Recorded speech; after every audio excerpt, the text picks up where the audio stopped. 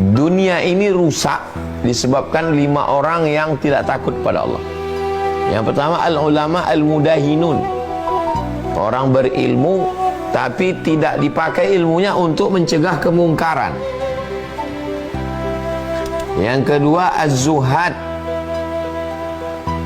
az-zahidur raghib, orang yang zuhud, meninggalkan duniawi tapi sebenarnya dia karena ingin dipuji, bukan karena Allah Subhanahu wa ta'ala. Lalu kemudian yang ketiga adalah ketika seorang diberikan Allah Subhanahu wa ta'ala keahlian dalam bidang perniagaan, berdagang, ternyata dia khain, dia pengkhianat, mengkhianati pembeli dengan memalsukan barang-barang.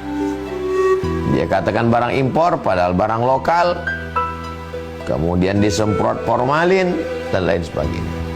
Rusak dunia ini.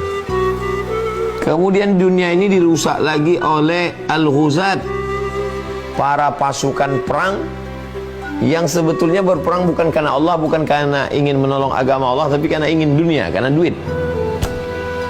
Lalu kemudian al-hakimuz zalim, penguasa yang zalim. Na'udzubillah.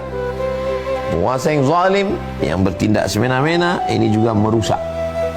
Makanya kalau yang 5 ini takut kepada Allah, selamatlah dunia ini. La'allakum tattaqun. Mudah-mudahan kamu takut. Takut, tattaqun, takut selalu diterjemahkan sebagai takut kepada Allah. Begini, Nabi mengatakan ittaqin nar walau bisyikki tamrah. Takutlah kamu masuk neraka walaupun dengan setengah kurma. Apa maksud takut masuk neraka setengah kurma? Saya takut masuk neraka. Terus sekedar ngomong gitu aja. Karena saya takut masuk neraka, maka saya berikan sebelah kurma ke mulut sahabat saya.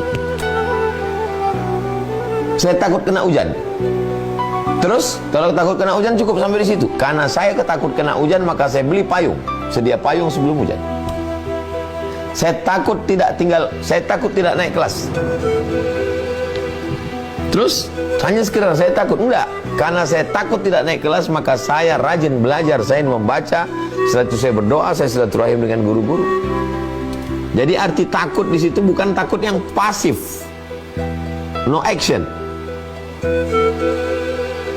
Takut yang memberikan efek terhadap kehidupan sosial. Kita ngaji di masjid online, ngaji, hubungan kita baik-baik saja. Karena hubungan kita di masjid cerita tentang hari kiamat, cerita tentang puasa. Kapan interaksi sosial kita teruji? Ketika saya punya uang, uang ini dipakai oleh jamaah untuk bisnis. Di situ baru teruji persaudaraan, persahabatan kita. Berapa banyak teman yang baik? Iya, karena sekedar hubungan biasa-biasa saja. Tapi ketika sudah menginjak kepada hubungan bisnis, hubungan kerjasama, hubungan yang bersifat materi, kebendaan, kurang takwanya. Kalau kebetulan saya seorang pengusaha dan saya punya karyawan, sama-sama bertakwa, takut kepada Allah. Saya sebagai pengusaha takut menganiaya murid, dan karyawan juga takut untuk tidak on time, tepat waktu, takut berkhianat. Takutnya kepada Allah, bukan takutnya kepada atasan. Sebagai seorang ustadz yang mengajar, takut untuk berkhianat, takut untuk tidak benar. Murid-muridnya juga takut melawan. Tapi takutnya kemana? Takutnya kepada Allah. Saya takut kedinginan. Terus kalau takut dingin, beli kaos kaki, beli kaos tangan, pakai jaket. Itulah makna takut. Jadi bukan seperti takut yang pasif, yang tidak ada actionnya. Nah, ini. Bahwa ayat terkait Ramadan itu ada 4. Yang diundang hanya orang yang percaya, keyakinan. Lalu kemudian buah dari keyakinan itu ada pengamalan, namanya puasa. Lalu kemudian ada nilai historis sejarahnya, bahwa ini bukan kamu yang pertama, umat-umat sebelum kamu juga puasa. dan ditutup dengan la'allakum tattaqun. Puncak dari puasa itu adalah bukan hebatnya dia berpuasa, tapi bagaimana takutnya dia kepada Allah sehingga tidak menganiaya orang, berbuat adil, amanah dan lain sebagainya.